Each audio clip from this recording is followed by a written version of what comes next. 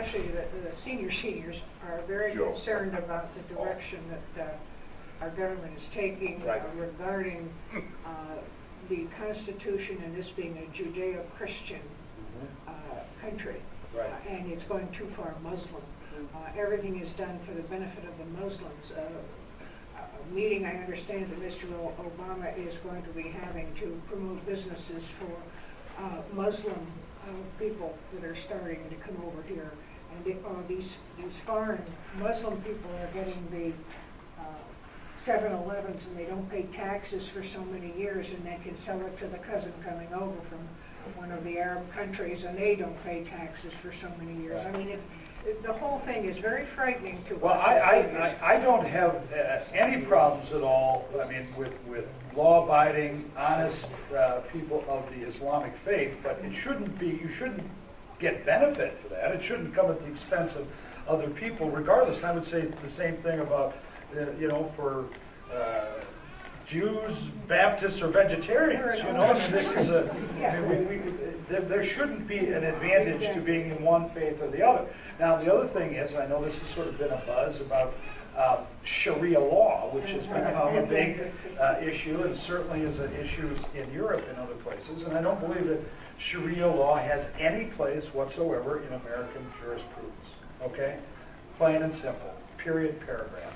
And you know, but I don't want the federal government dictating to your church or somebody's synagogue how you should be able to practice your religion. Absolutely. And Muslims would fall into that category as well. I agree with you. It's the other leaning that we're seeing that was really... That's the thing, exactly. When you start to tip the scales and say, well, we're going to give you an extra set of benefits, like, you know, affirmative action for Muslims is now, this is where you've crossed the line. Yeah. Seems to me. Did you get I don't know, let's start with you and I'll work our way back. All right. This gentleman, Sam, asked if there was a way that we could help, and I just mentioned to my friend here, have you ever heard of Paul before?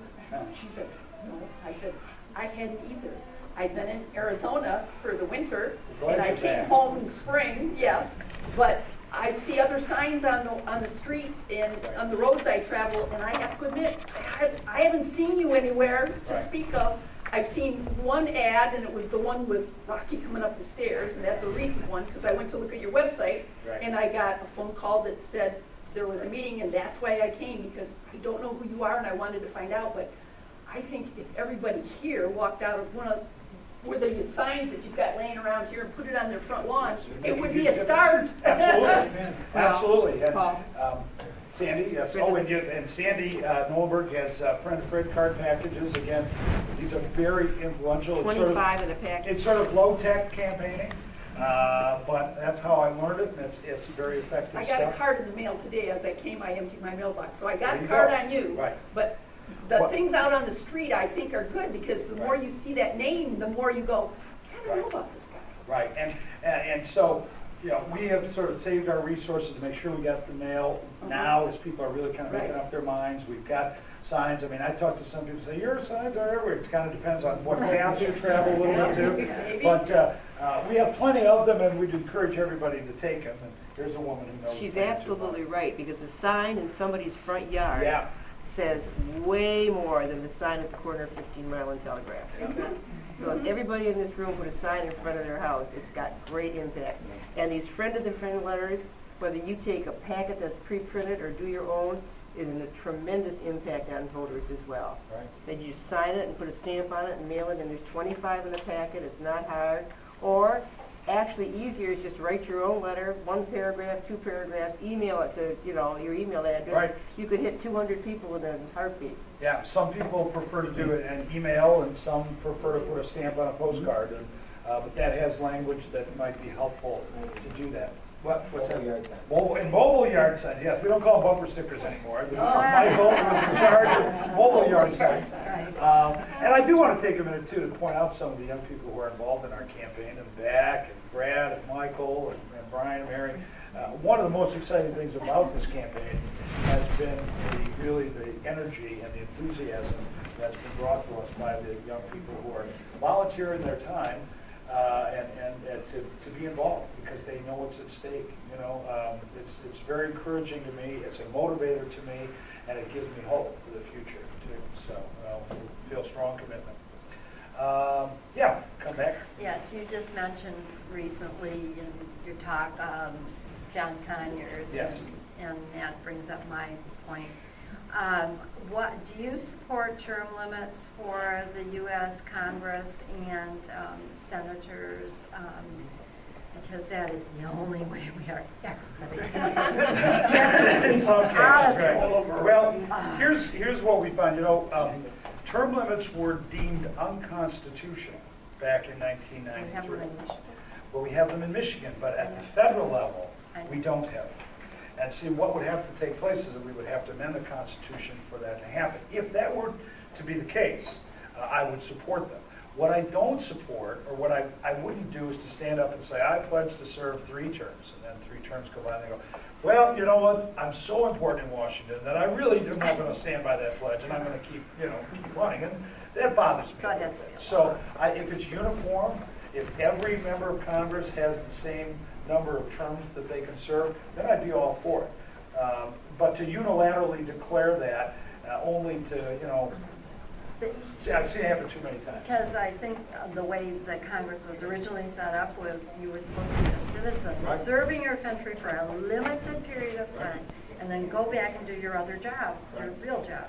Well, right, Congress people used to pack up their families, That's right, move to Washington, they'd serve, and then they'd come back home. yeah. And now, as Joe and Sandy will tell you, it's totally changed because you're back and forth every weekend.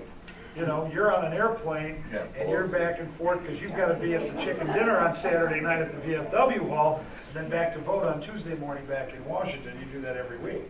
It can be a hectic pace. No question about that. There's a great disadvantage for minority parties and other things with the system we have now, where people can just serve forever. Yeah. Well, again, you look at Mr. Dingle, who's been there since 1955. His father was first elected in 32. Mr. Byrd, who, long stretch. Pork on top of pork. But what we found, though, and when we looked at the polling data on term limits, I'll come right over to you, is that everybody liked their own congressman. They just want to get rid of the other guy's congressman. And keep in mind, we have term limits, and it's every November, and you have every right to vote people out. But, very good story. Right, exactly. You've seen that. Yes, sir. I realize this is your meeting. Well, you can have part. That's fine, you paid for the room and all the rest of it, and we're all happy to be here. But before you wrap it up, have you any words for us about the gubernatorial candidates? Yes. I want to be very candid with you about where I am on the gubernatorial candidate. First of all, I've got people, young people in this room and others, who support all of the different candidates, okay? Whether it's Bouchard or Snyder or Cox or whomever it might be. And I made a decision that I was not going to disrespect them by saying, okay, I like this guy. And I mean, if this young man is coming and going to work for me and he likes somebody, then he should be entitled to do it. I also will tell you that my mama raised no dummy. I saw that there were 4 candidates. I would make 1 very happy, and I would make 3 very mad. And I didn't like the math there. So honestly, I said, look, they're all good guys. Now, in the home stretch, it's anybody's guess. It really is how this thing is going to go. But any one of them would make a good governor, in my view. And I'm prepared to run with any of them. Mike Bouchard is a guy I've known forever. Would probably be the most helpful to me coming from this area. But he's down in the polls. Can he get himself up there? Mike Cox has got, a statewide organization, but, there's a few people that, have some issues with him.